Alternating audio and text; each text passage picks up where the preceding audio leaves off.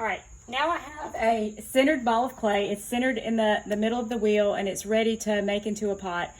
The first thing that I want to make is a straight cylinder. If I'm making a vertical form of any sort, this would include, in most cases, a pitcher or a bottle or a jar type form or a cookie jar, something like that. Those are all vertical forms. You're going to want to start with a cylinder. And this is when you move all the clay out of the bottom of the pot. You're not trying to shape the pot at this point. You are just trying to move the clay up from the bottom. And as I told you in class, this part of it's not very creative. It's pretty much the physics part. So the way to throw a cylinder is first after you have centered clay, and then I again am going to brace myself. Everything I do is braced. Every time I come in contact with the clay, my body is braced, and then if I'm doing something on the outside of the clay wall, then I'm bracing against that on the inside. So everything I do with clay, with my hands on clay, is supported in one way or the other. So the first step is to make a hole in it. So this like makes the opening into your vessel.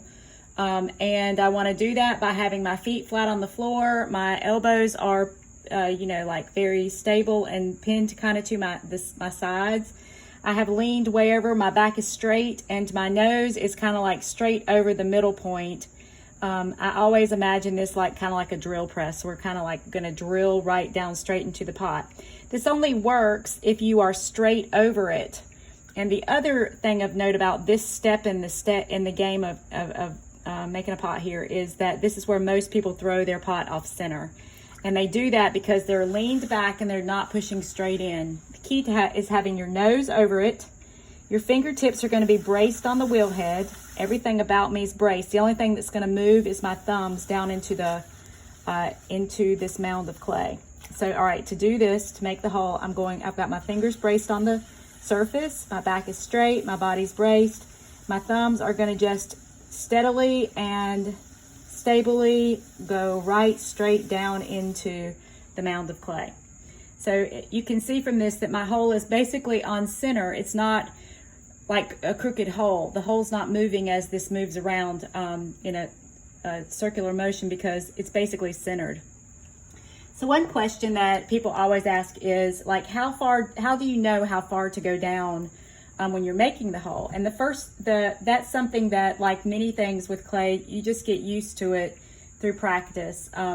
But until you're used to it, a way to test it is to take a needle tool and stick it down into the bottom of the pot until you come in contact with the wheel head, and then mark it on the inside with your finger, and that can let you know how thick the bottom is.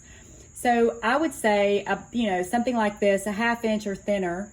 These are details that you'll decide more as you go forward and know exactly what you're making, because that kind of depends. But if it's 3/8 of an inch to 1/2 of an inch, I think that is a good distance for the bottom.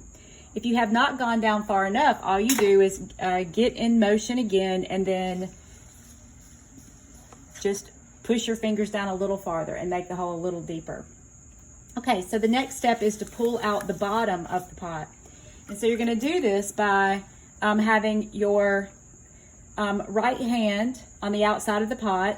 So you notice that what we centered by pressing against the clay with your left hand. After the clay is centered, everything else shifts to the right hand being on the outside and the left hand being inside the pot. So to pull out make a flat bottom on the inside of your pot, you're going to brace against the outside of the pot with your right hand, and it's basically just sturdy and stable and riding. My left hand has 2 fingers inside. I use my middle finger and my ring finger, the 3rd and 4th fingers, and I have my thumb supported on the outside hand, so these 2 things are one unit. And then I am leaning over again so that my nose is over the middle of the pot, and basically I'm just going to bend my fingers, pull the bottom out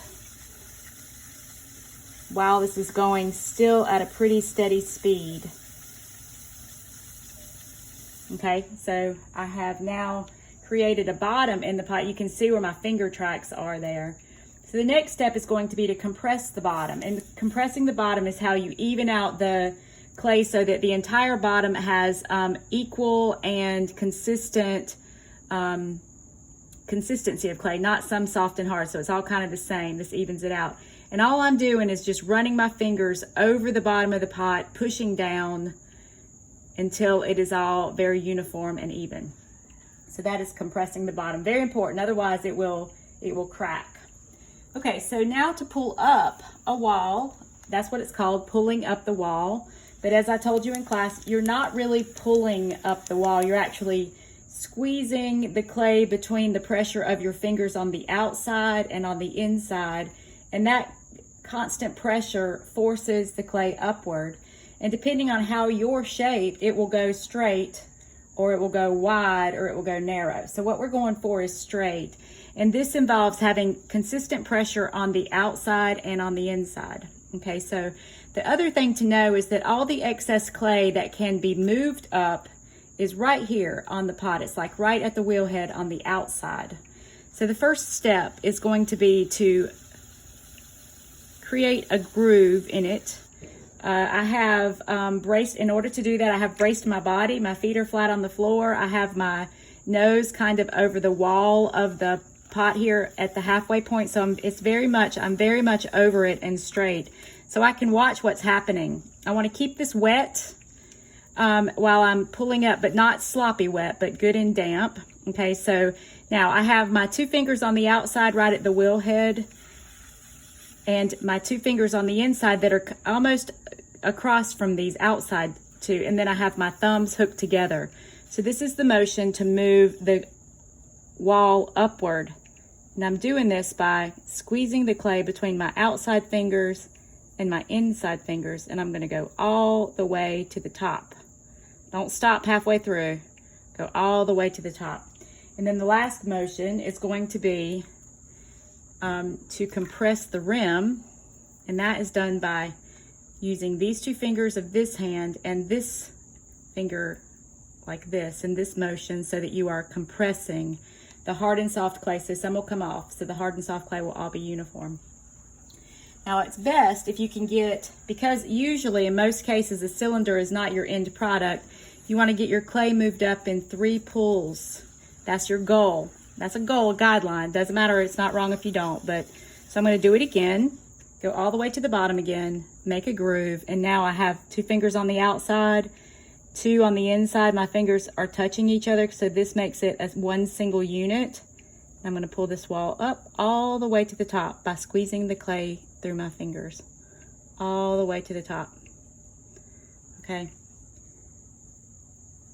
Now a thing about pressure on the clay. So this is pretty straight, it's slightly wide. When I put pressure on the outside that's even, it's going to go very straight. If I put more pressure on the inside than the out, it's going to flare out. So if that happens, what I can do is collar it in. This is just kind of like squeezing, not really squeezing, but just putting a little pressure on the outside with a braced body so that you do that evenly. Okay, so here is the third pull up on this. Trying to keep it straight and consistent. I like making a groove at the bottom, and I'm staying I have my nose over the wall so that I can steadily and consistently ride this all the way to the top.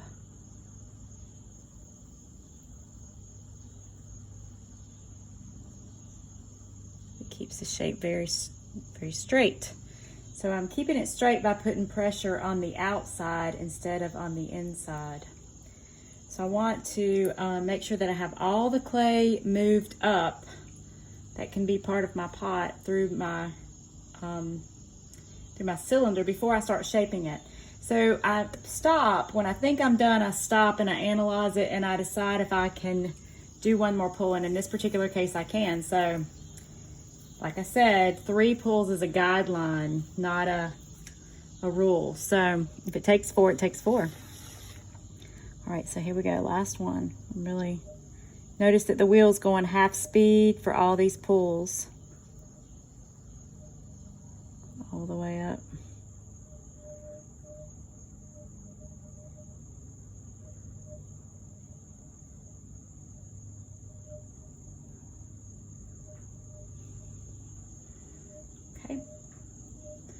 So now that I have all the clay moved up, I have my straight cylinder. Your cylinders are going to be at least 6 inches tall. Then I can take a rib, and you have one. You have plastic ones that might look like this. You might have a wooden one that is shaped like this. Either of those things would work. But while I am supporting it on the inside, I can just run a rib over the outside while it's going slow and steady, and I'm being careful. I can smooth out a lot of ribs or ridges or anything on the outside if I don't want them. I can also choose that I want to keep them. So after you have a straight cylinder like this, you could, like make one finger groove that goes up it and use it, let that be a purposeful mark on it. Or you can decide that you want it smooth, and you can do that with a rib. I'm supporting it on the inside, so this rib is kind of pressing towards my inside finger. So if along the way you have gotten your cylinder off center, and one side of the rim is taller than the other, this can be fixed easily by cutting off a little section of the rim, like cutting off the uneven part. But this needs to be done with care, not with reckless abandon. So what to do is brace your body as always, lean over it, and on the inside, I have my elbows pinned to my side. I have my fingers just riding on the inside, and I'm going to stick the needle tool through the wall to my finger and cut off that rim. So I want to do this very deliberately, and that will just cut off a top piece. If I do it without supporting it and just stick the needle tool in there, it's going to make a mess. It's just going to, because I have nothing to keep it consistent, so it's just going to make it's not going to make a continuous ring to be cut off. In most cases, it just makes destroys the pot just by anyway, not good. Don't do that. Make sure you're braced. Okay, so this is throwing a straight cylinder. In our next lesson, we will learn how to trim it.